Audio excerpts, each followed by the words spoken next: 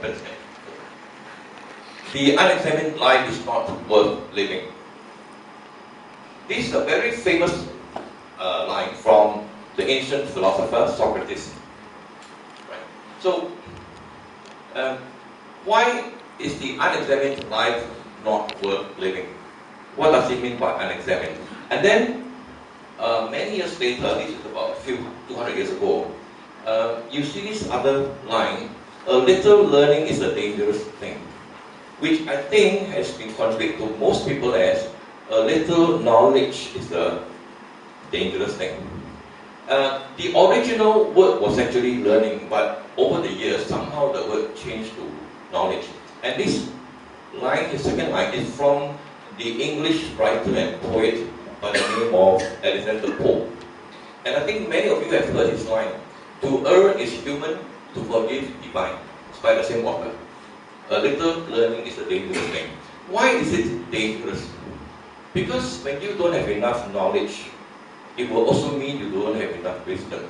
And with the knowledge, the little knowledge that you have, if you are to do things, it could lead to unexpected results. Right? Because with insufficient knowledge, if you try to build a bridge, the bridge may just collapse. Okay? Or if you, without sufficient knowledge, you give the wrong advice to a junior, and then they do it wrongly, it can lead to very dangerous things.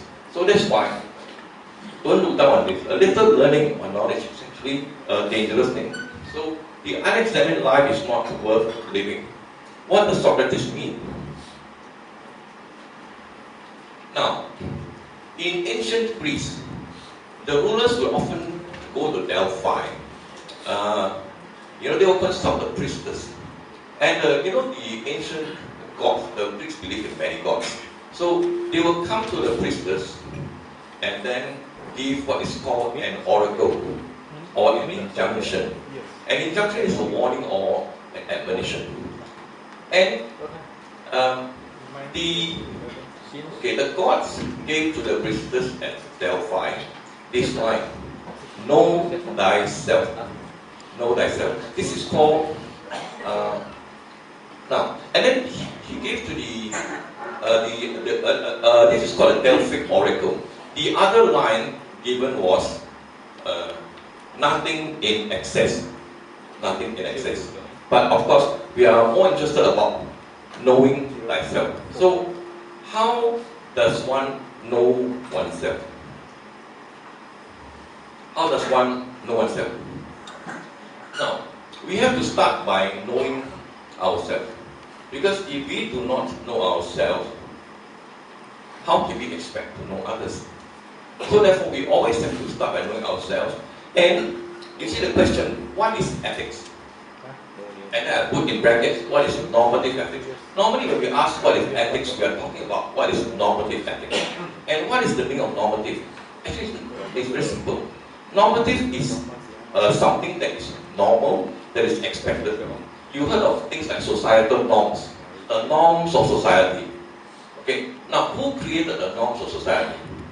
Now the norms of society have been established over many years, many generations of culture, tradition, whatever.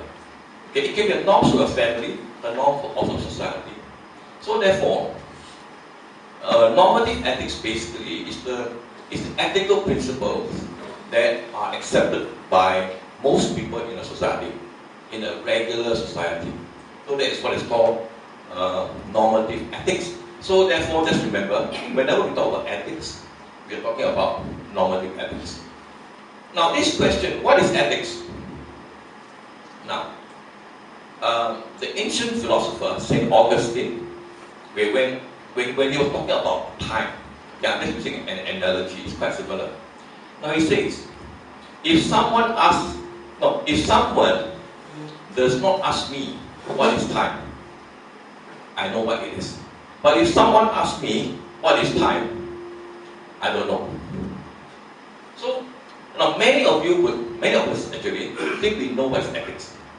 We sense what is right, what is wrong. That's it. So it's quite similar. If someone doesn't ask you what is ethics, you think you know. But when someone actually asks you, what is ethics?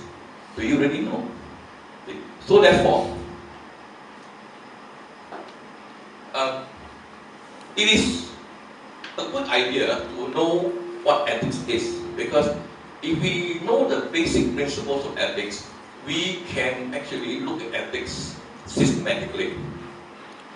Because we are individuals living in society, we do not live in isolation. No one can ever live in isolation. We are all part of society, part of a community. Because of that, we are always in interactions with others. Right? So, over the years, there were some ethical theories that have been developed. There are right now there are three main schools. There are two modern schools and one ancient school. The two modern schools, one of them is called utilitarianism. Utilitarianism comes from the word utility. A utility, as you know, is something that is useful. A utility means something that is useful, something that can be put to use, something that is good. The basic principle is do the greatest good for the greatest number. Okay. So the principles of utilitarianism basically says we should always try to do the greatest good that will benefit the greatest number of people. And this is a theory developed in England by the philosopher Jeremy Bentham, and later carried on by his disciple John Stuart Mill. This is about 200 years old.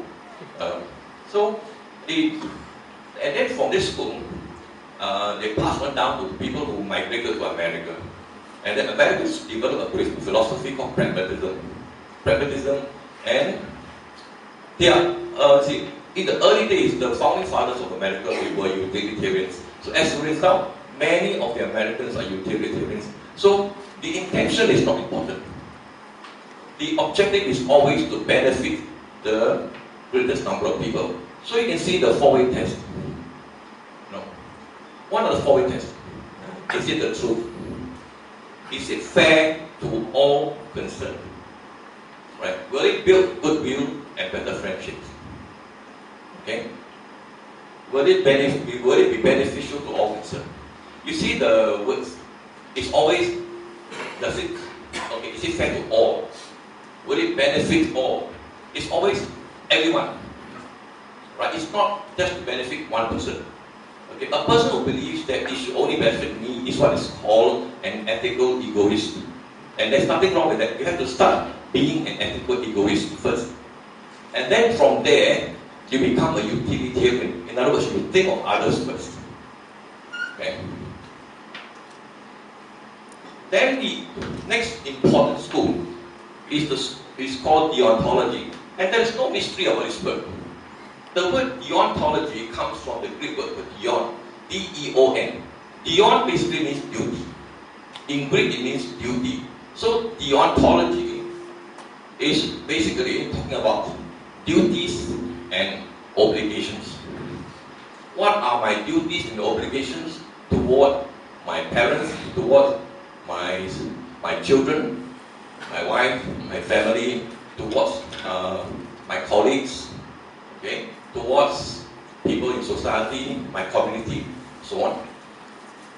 You see, the main line is do what's right, no matter what the consequences are. It was a philosophy developed by the German philosopher who lived in the 18th century. He's called Immanuel Kant. And this is his categorical imperative. Why categorical? Categorical means, okay, it is something that is unconditional. It is something that you must do. It is a dictate. Because if it is a duty and it's an obligation, it is something that you cannot avoid. Right? Because if it's a duty to respect your parents, take care of the children, be responsible for society, it is something that you have no choice. Right? So that is why it is categorical. It is unconditional. There's no debate, there's no negotiation. Okay? You have to do it. So that is called categorical imperative. Then he gave another example of something that is not categorical.